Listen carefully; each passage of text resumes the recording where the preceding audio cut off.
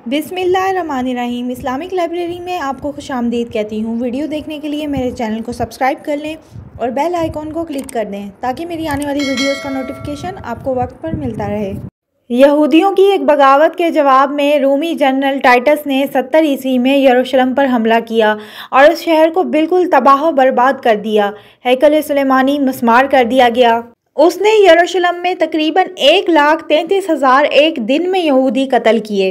ये हैकल सुलेमानी 1400 साल पहले भी गिर चुका है, फिर 150 साल बाद दोबारा बना दिया गया था। सन 70 में जब गिराया गया तो वो आज तक वैसे ही गिरा पड़ा हुआ है और ये कह दिया गया, यहूदियों इस अर्ज़े फ़लस्तीन से निकल जाओ, तुम यहाँ नहीं रह सकते। कुछ यूरोप चले गए, कुछ एशिया में और कुछ अरब में गए। रूमी हुक्मरान थे और वो यहूदियों के दुश्मन थे। ईसाई के भी वो दुश्मन थे। ईसाई और यहूदी एक दूसरे के दुश्मन थे, लेकिन रूमी समझते थे कि ये एक ही हैं। रूमी समझते थे कि यहूदी और ईसाई एक ही फ़िरका है, लिहाजा रूमन दोनों को सताते और खूब मारते और ये आपस में लड़ते थे। यहूदी ईसाइयों को मारते थे और ईसाई यहूदियों को मारते थे और ये कहानी 300 बरस तक चलती रही। सन 300 ईस्वी में एक मुआज़ा हुआ और अजीम एम्परर कुस्तनताइन वो ईसाई हो गया। पूरी बादशाहत, पूरी सल्तनत ईसाई हो गई। अब ईसाई सुकून में आ गए और यहूदियों को मार लगना शुरू हो गई। पूरे यूरोप में यहूदियों की वो पिटाई शुरू हुई कि शहरों में आमदोरफ्त बंद, यहूदियों का नाम एक गाली बन गया। जैसा कि कुरान कहता है कि हमने इनके माबैन दुश्मनी पैदा कर दी और जब ये पूरी सल्तनत ईसाई हो गई तो यहूदियों का दायरा तंग हो गया। यहूदी शुरू से ही साजिशी लोग थे और फितना बर्पा करने में माहिर थे। हज़रत मोहम्मद सल्लल्लाहु अलैहि वसल्लम के साथ उनका ये मामला हुआ कि अव्वल तो आप अभी मक्के में ही थे कि उन्होंने साजिशें शुरू कर दी। यहूदियों ने हज़रत मोहम्मद सल्लल्लाहु अलैहि वसल्लम के ख़िलाफ़ जब साजिशें शुरू की तो कुरैश मक्का को सिखाते थे, पढ़ाते थे कि उनसे ये सवाल पूछो, उनसे वो सवाल पूछो। सूरह बनी इसराइल, सूरह कहफ में जो भी इम्तिहानी सवालात आए हुए हैं कुरान पाक में, असहाबे कहफ कौन थे, ज़ुल्करनैन कौन थे, तुम बड़े रसूल बने फिरते हो तो बताओ रूह की हकीकत क्या है, वो आपसे इस तरह के सवालात किया करते थे। नबी करीम सल्लल्लाहु अलैहि वसल्लम जब मदीना तशरीफ़ लाए तो उन्होंने यहूदियों के साथ एक मुआहदा किया जो मिसाक़े मदीना कहलाता है कि अगर मक्का वाले हम पर हमला करेंगे तो हम मिलजुल कर एक कौम की हैसियत से मुकाबला करेंगे। लेकिन हुआ क्या, हर मर्तबा ख़यानत के मुर्तकिब हुए। उन्होंने जो अहद किए थे उनसे फिरे। नबी करीम सल्लल्लाहु अलैहि वसल्लम के बदतरीन दुश्मन थे, बददियानतियाँ करते थे, बार बार जंग की आग भड़काते थे। कुरैश को दावत देते थे कि तुम आओ, हम अंदर से बगावत कर देंगे, लेकिन जब वो आते थे तो यहूदी देखकर दबक जाते थे, उनके अंदर ये हिम्मत नहीं होती थी। सूरह हशर में भी यहूदियों का जो नक्शा खींचा गया है, यानी खुले मैदान में उनके अंदर लड़ने की सलाहियत नहीं होती थी। अक्सर मौक़ों पर जब वो जंग की आग भड़काते थे, अल्लाह उसे बुझा देता था। उसके बावजूद जंगें हुई, ग़ज़वा बदर हुई, ग़ज़वा अहद हुई, ग़ज़वा अहज़ाब हुई। इसके नतीजे में नबी करीम सल्लल्लाहु अलैहि वसल्लम ने तीनों कबीलों को एक एक करके सज़ाएँ दीं। ग़ज़वा बदर के बाद बन्नू कैनका मदीने से निकाले गए, ग़ज़वा अहद के बाद बन्नू नज़ीर निकाले गए, ग़ज़वा अहज़ाब के बाद बन्नू कुरैज़ा। नबी करीम सल्लल्लाहु अलैहि वसल्लम के ज़माने के बाद जब हज़रत उमर रज़ी अल्लाह अन्हु का दौरे खिलाफत था, बैतुल मुक़द्दस का मुहासरा किया गया। उनके कुछ उलमा आए तो उन्होंने कहा, मुसलमानों, अगर क़यामत तक भी तुम यहाँ पड़े रहोगे तो ये शहर फ़तह नहीं होगा। हाँ, एक दरवेश बादशाह के हाथों ये शहर फ़तह होना है, लेकिन तुम्हारे अंदर हमें वो नज़र नहीं आ रहा।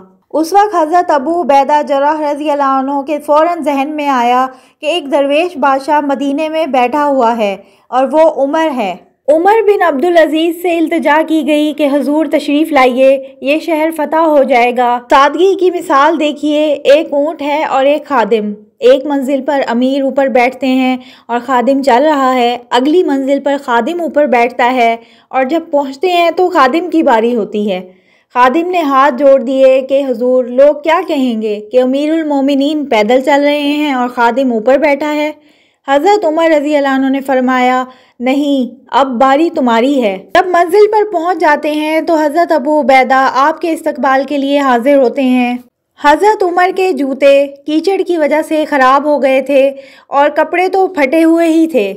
हज़रत अबू उबैदा ने कहा कि ये मुहज़्ज़ब इलाका है, आप अपना हुलिया दुरुस्त फरमा लें, तब हम आपको पेश करेंगे। آپ نے فرمایا ہم وہ قوم ہیں جنہیں اللہ نے اسلام کے ذریعے عزت دی ہے۔ اسی حال میں گئے اور انہوں نے کھڑے ہو کر تمام نشانیاں دیکھیں اپنی کتابوں میں اور فرمایا ہاں یہ وہی ہیں۔ خون کا ایک قطرہ نہیں بہا اور بیت المقدس فتح ہو گیا، لیکن اس وقت حضرت عمر رضی اللہ عنہ نے ایک نرمی کی، وہ یہ تھی کہ یہودیوں کو شہر میں داخل ہونے کی اجازت دے دی گئی۔ اس سے پہلے یہودیوں کو شہر میں داخل نہیں ہونے دیا جاتا تھا، زیارت نہیں کر سکتے تھے اور وہ اپنے مقدس مقام بھی نہیں دیکھ سکتے تھے۔ حضرت عمر رضی اللہ عنہ نے تقریباً 500 برس بعد زیارت کے لیے راستہ کھولا، لیکن یہ عیسائیوں نے لکھوایا معاہدے کے اندر کہ ان کو آباد ہونے کی اجازت نہیں دی جائے گی، صرف زیارتیں کر سکتے ہیں، اپنی وہ زیارتیں کریں اور جائیں۔ یہ معاہدہ تھا جو خلافت راشدہ کے بعد بنو امیہ نے بھی اپنایا، بنو عباس نے بھی اپنایا۔ جو پھر سلطنت عثمانیہ آئی تو انہوں نے بھی پوری اس معاہدے کی پاسداری کی کہ فلسطین میں یہودی آ سکتے ہیں صرف زائرین کی حیثیت سے، لیکن آباد نہیں ہو سکتے۔ اگلا دور آیا، حضرت عثمان کا دور خلافت۔ یہاں پر یہودیوں نے امت مسلمہ کی پیٹھ پر چھرا گھونپا۔ ایک یہودی عبداللہ ابن سبا اسلام کا لبادہ اوڑھ کر آ گیا، معاشرے کا جائزہ لیا۔ ان میں بنو ہاشم اور بنو امیہ کے درمیان پرانی کشمکش جو تھی اس کے ابھی جراثیم کچھ باقی تھے۔ اس نے سوچا کہ اگر ان کو ذرا بھڑکا دیا جائے تو مسلمانوں میں انتشار پیدا ہو جائے گا، اور کہتے تھے کہ عثمان کون ہے، یہ تو بنو امیہ میں سے ہے، خلافت تو بنو ہاشم کا حق ہے، محمد صلی اللہ علیہ وآلہ وسلم کے رشتہ دار تو وہ ہیں۔ عوام الناس میں بات پھیلنی شروع ہو گئی اور حضرت عثمان رضی اللہ عنہ کے خلاف سازشیں تیار کی گئیں اور ایسی ہوشیاری دکھائی گئی کہ کوفے کے حاکم کے خلاف کچھ نہیں کہتے تھے، صرف یہ کہتے تھے کہ مصر میں یہ ہو رہا ہے، شام میں یہ ہو رہا ہے، تاکہ وہ تصدیق نہ کر سکیں۔ بہرحال یہ فتنہ انہوں نے اٹھانا تھا اور یہ اٹھایا اور حضرت عثمان رضی اللہ عنہ کے خلاف الفتنۃ الکبریٰ اکٹھا کیا۔ حضرت عثمان شہید ہوئے۔ اس کے بعد 5 برس تک مسلمان ایک دوسرے کی گردنیں کاٹتے رہے اور خانہ جنگی ہوئی۔ فتنہ کس نے جگایا؟ یہودی نے اور اس کے کارندوں نے۔ اگلا دور آیا، خلافت راشدہ ختم ہوئی، بنو امیہ کا دور بھی کافی گزر گیا۔ طارق بن زیاد نے 712 عیسوی میں اسپین پر حملہ کیا۔ اسپین اس وقت عیسائیت کا بہت بڑا گڑھ تھا، لہٰذا یہودیوں کی وہاں بہت پٹائی ہوتی تھی۔ اس حوالے سے یہودیوں نے یہ چالاکیاں برتیں کہ طارق بن زیاد کو کچھ راستے بتائے اور ان کی کچھ مدد کی، اور طارق بن زیاد ان کو اپنا محسن سمجھ بیٹھے۔ ہسپانیہ فتح ہو گیا۔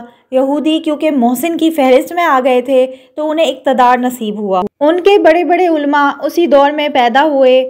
وہاں بیٹھ کر اب انہوں نے عیسائیت کی پیٹھ پہ چھرا گھونپا، انہیں تقسیم کر دیا، اور اس کے نتیجے میں دنیا میں جو بدترین اور خونخوار مذہب ہو سکتا ہے وہ شکل عیسائیت نے اختیار کی۔ اس کا نتیجہ یہ ہوا کہ صلیبی جنگیں ہوئیں۔ تو پہلی صلیبی جنگ جب ہوئی، یروشلم میں اتنا خون بہایا گیا، جہاں سے گزرتے تھے ختم کرتے جاتے تھے، اور یہ صلیبی 3000 میل کا فاصلہ طے کر آئے تھے، جو انہوں نے تباہی مچائی۔ تاریخ انسانیت میں کوئی مثال نہیں ملتی۔ یہ تھی میری آج کی ویڈیو۔ اگر آپ کو میری ویڈیو اچھی لگتی ہے تو میرے چینل کو سبسکرائب کر کے میری حوصلہ افزائی کریں، اور میری ویڈیوز کو لائک کریں اور شیئر کریں۔ اللہ حافظ۔